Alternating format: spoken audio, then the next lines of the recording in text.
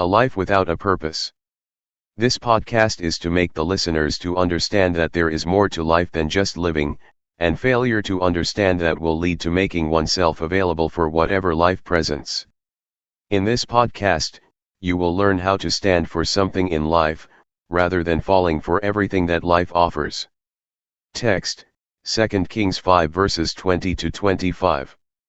NKJV says, But Gehazi, the servant of Elisha the man of God, said, Look, my master has spared Naaman the Syrian, while not receiving from his hands what he brought, but as the Lord lives, I will run after him and take something from him. So Gehazi pursued Naaman. When Naaman saw him running after him, he got down from the chariot to meet him, and said, Is all well? And he said, All is well. My master has sent me, saying, Indeed, just now 2 young men of the sons of the prophets have come to me from the mountains of Ephraim. Please give them a talent of silver and 2 changes of garments. So Naaman said, Please, take 2 talents. And he urged him, and bound 2 talents of silver in 2 bags, with 2 changes of garments, and handed them to 2 of his servants, and they carried them on ahead of him. When he came to the citadel, he took them from their hand, and stored them away in the house. Then he let the men go, and they departed. Now he went in and stood before his master. Elisha said to him, Where did you go, Gehazi? And he said, Your servant did not go anywhere. Message. There was this story of a man called Fela Anikulapo Kuti. He was used to sending messages through his songs during his lifetime, to the extent of practicalizing what his song is saying.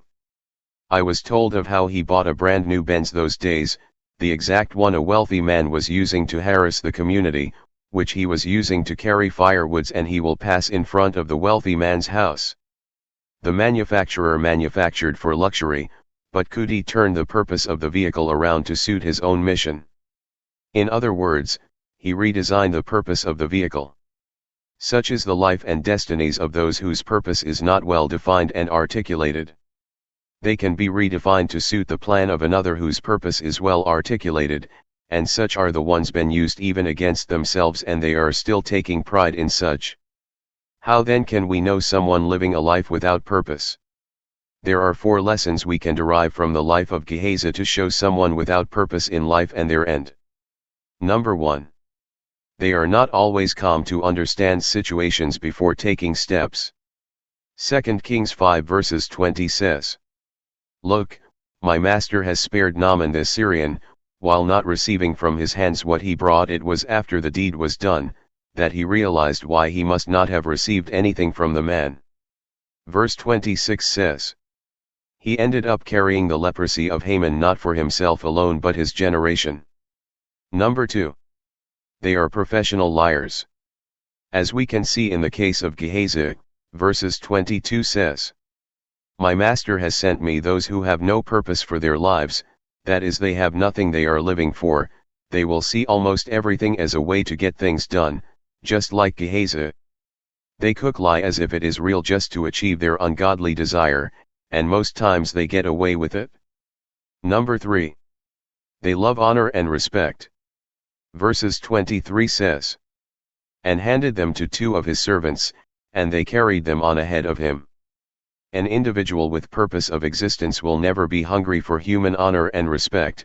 Such knows that it will come not by canvassing for it but that they earn it, and none will be penalized for giving or not giving it, but those without purpose will not mind killing just to get honor and respect.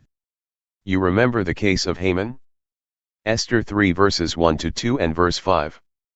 NKJV says, After these things King Ahasuerus promoted Haman, the son of Hamdatha the Agagite, and advanced him and set his seat above all the princes who were with him.